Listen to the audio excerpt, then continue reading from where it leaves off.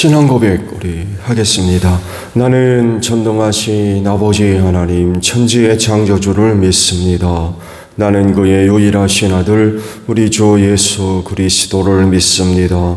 그는 성령으로 잉태되어 동정녀 마리아에게서 나시고 본디오 빌라도에게 고난을 받아 십자가에 못 박혀 죽으시고 장사된 지 사흘 만에 죽은 자 가운데서 다시 살아나셨으며 하늘에 오르시어 전능하신 아버지 하나님 우편에 앉아 계시다가 거기로부터 살아있는 자와 죽은 자를 심판하러 오십니다. 나는 성령을 믿으며 거룩한 공교회와 성도의 교제와 죄를 용서받는 것과 몸의 부활과 영생을 믿습니다. 아멘. 찬송가 303장 우리 부르시죠.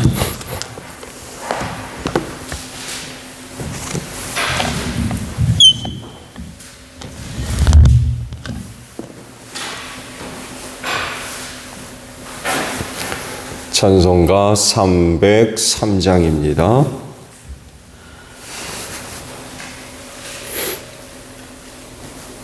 날 위하여 십자가에 중한 고통 받으사 대신 죽은 주 예수의 사랑하신 은혜여 보배로운 피를 흘려 영영 죽을 죄에서 구속함을 받은 우리 어찌 찬양하날까.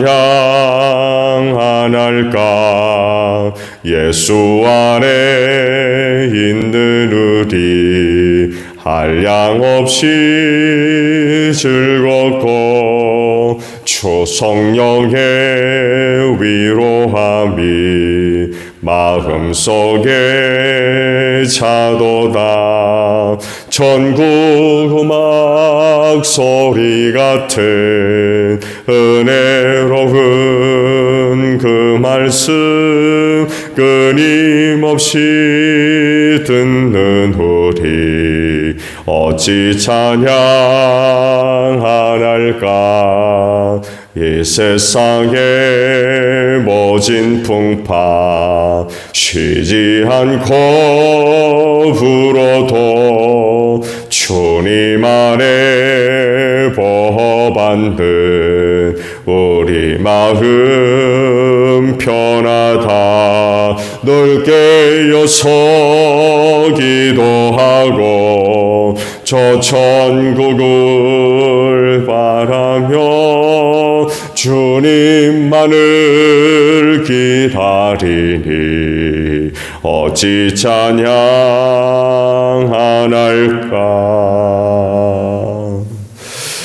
말씀을 봅니다.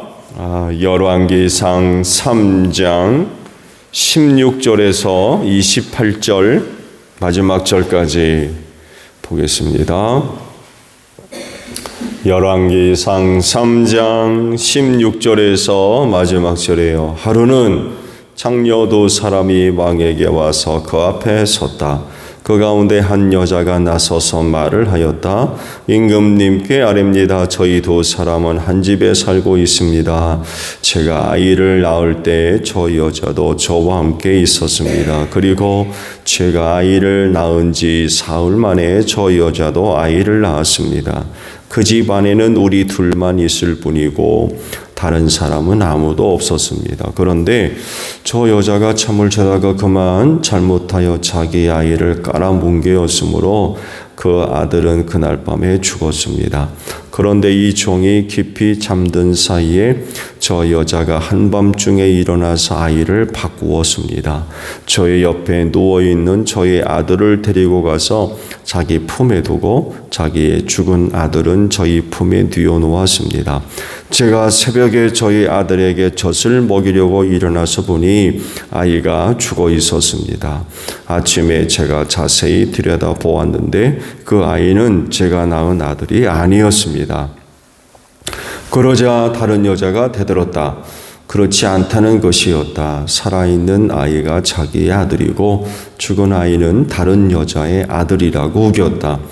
먼저 말을 한 여자도 지지 않고 살아있는 아이가 자기 아들이고 죽은 아이는 자기 아들이 아니라고 맞섰다. 그들은 이렇게 왕 앞에서 다투었다.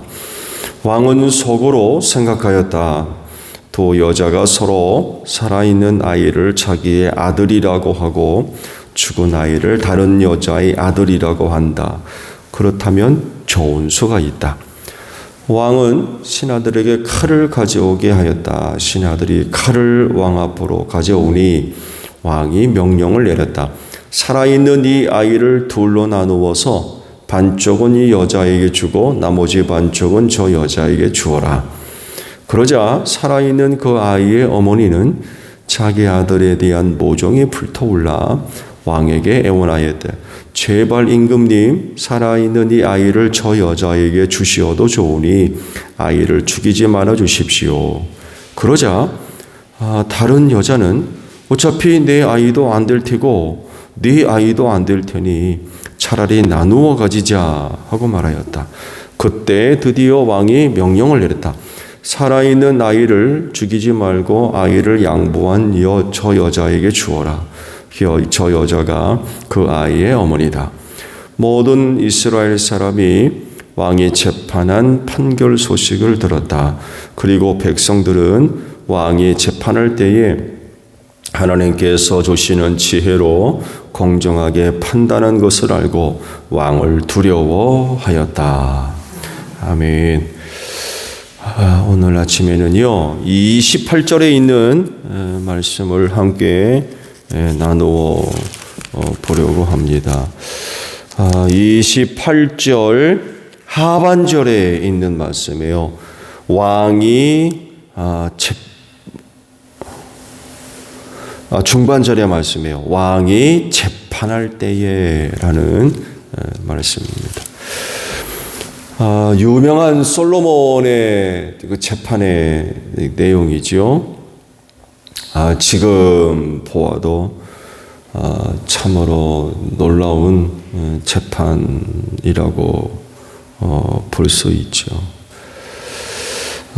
아이의 엄마를 찾았다고 하는 것은 뭐 당연한 일이겠습니다만에도 그 당시 이런 방법을 통해서 친엄마를 찾았다라고 하는 건 참 놀라운 일인 것 같아요. 지금은 과학적인 방법을 통해서 아이의 엄마를 찾는 건 어렵지 않죠. 정확하게 엄마를 찾는 데 있어서는 오늘날에는 전혀 어려움이 없죠. 솔로몬 시대에는 오늘날과 같은 과학적인 방법이 있었겠습니까? 불가능하죠.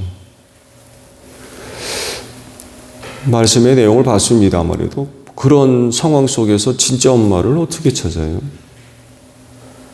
그렇지 않나요?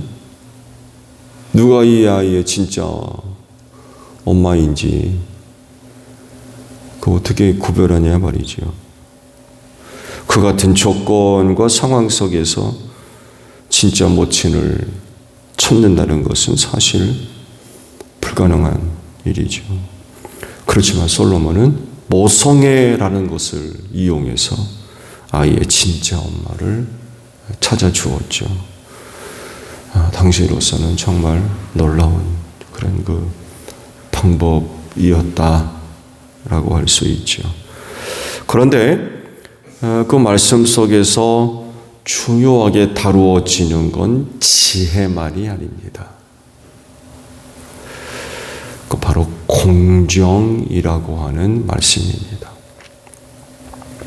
왜냐하면 이 공정은 하나님의 성품 중에 하나이기 때문에 그렇습니다.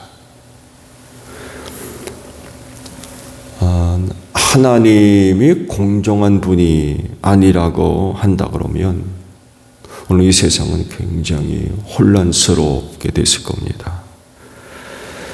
공정한 분이 아니라 감정이나 다른 어떤 조건에 따라서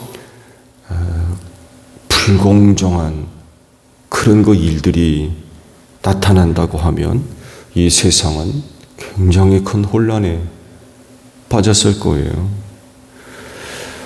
불의한 자에 대한 하나님의 진노나 심판이 나타나겠습니까? 반대로 의로운 자에 대한 하나님의 은혜가 나타날 수 있었겠어요?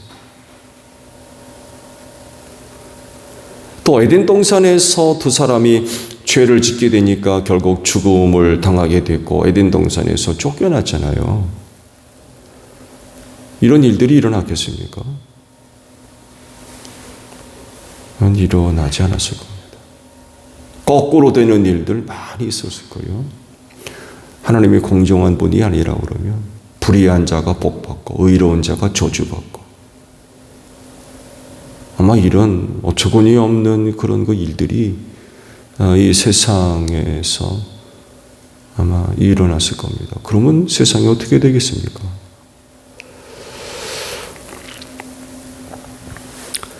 그런데 하나님은 공정한 분이기 때문에 선한 자와 불의한 자, 선과 악에 대한 태도가 분명하십니다. 그 어떤 조건과 이유에 따라서 하나님의 공정하심은 흔들리지 않습니다.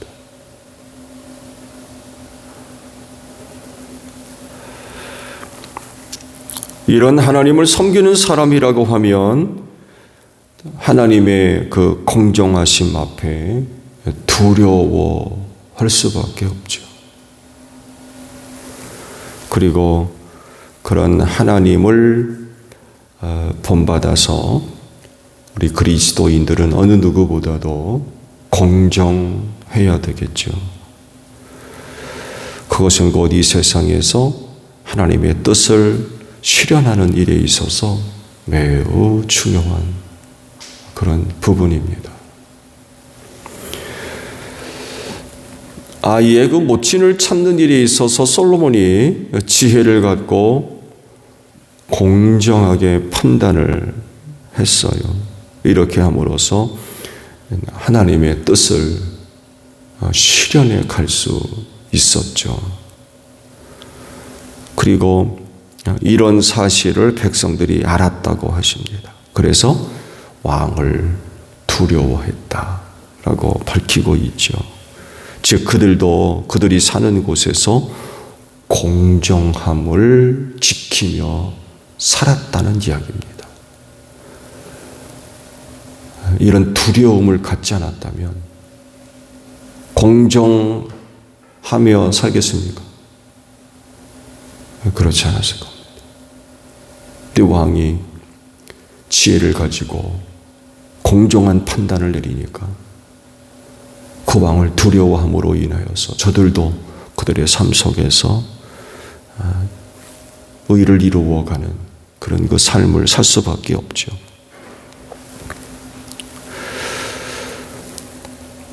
만약에 그 백성들이 공정하지 않다고 하면 그 왕 앞에서 무슨 심판을 받겠습니까? 자칫 잘못됐다가는 큰일 나는 거죠. 그야말로 나라의 기강이 바로 서게 되는 거죠. 온갖 불의가 가득해서 큰 그런 그 혼란스러운 일들이 일어날 수밖에 없죠. 왕이 공정하지 않다 그러면 그 나라 백성이 어떻게 살겠습니까? 그렇지 않아요? 이루 말할 수 없는 그런 그 혼란스러운 일들이 일어날 수밖에 없을 거예요. 그런데 왕이 공정하니까 나라가 바로 서는 거죠.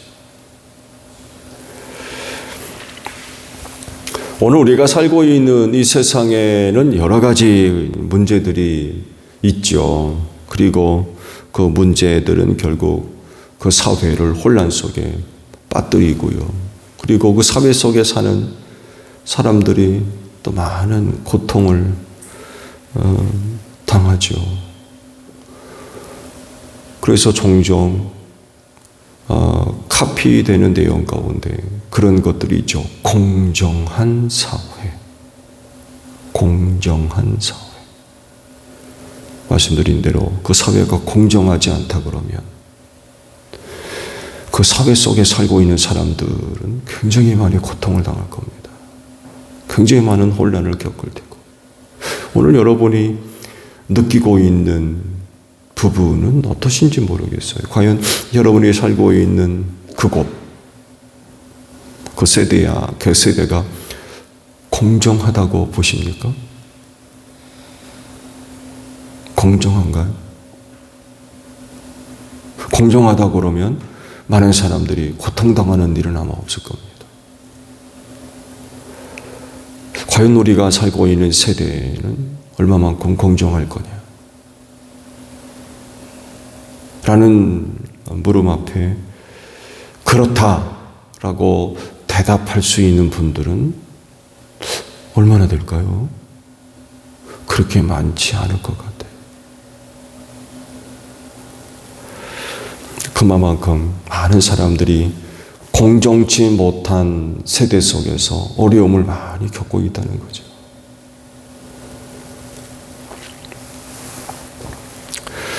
그렇기 때문에 이런 세상을 사는 그리스도인은요, 하나님의 성품 가운데 그 공정함을 잃어버리시면 안 됩니다.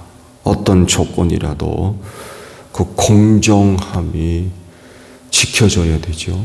그 공정함이 세워져야 됩니다. 이런 말이 있죠. 팔은 안으로 굽는다. 피는 물보다 진하다.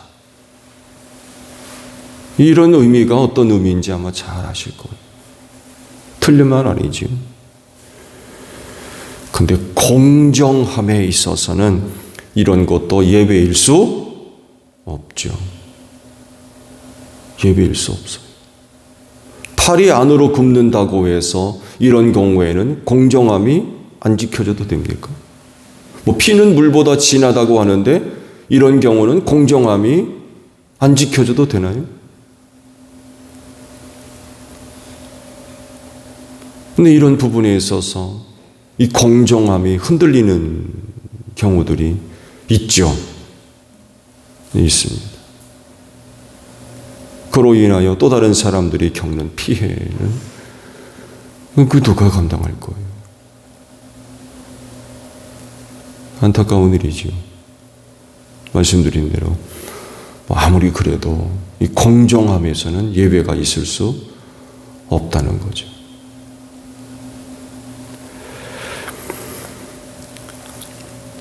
그러나 그럼에도 불구하고 이런 것들에 의해서 공정함이 지켜지지 못하고 흔들린다고 하면 큰 그런 그 혼란과 어려움에 빠지게 될 겁니다. 그렇기 때문에 그리스도인은 머물러 있는 곳에서 그 하나님의 공정함을 세우고 그것을 실천해가는 그런 그 모습들이 꼭 있어야 될 것 같아요. 그래서 그곳에 오늘 여러분이 머물러 있는 그곳에 하나님의 나라를 세워갈 수 있는 여러분들이 되시기를 바랍니다. 오늘 하루도 연약하고 부족하지만 있는 곳에서 하나님의 속성을 따라 성품을 따라 그 공정함을 실현해가는 여러분들이 되시기를 바랍니다. 새벽 기도도 맡아주셔서 고맙고요. 은혜 가운데 잘 다녀왔습니다. 아이들도 많이 갔고요. 근데 어제 같은 경우에는 굉장히 추웠어요. 평창 쪽 그쪽 가니까 눈이 그대로 있더라고요. 하나도 안 녹고, 물론 많이 녹았습니다만도 높은 쪽이라 그런지 눈이 안 녹고 그대로 있더라고요.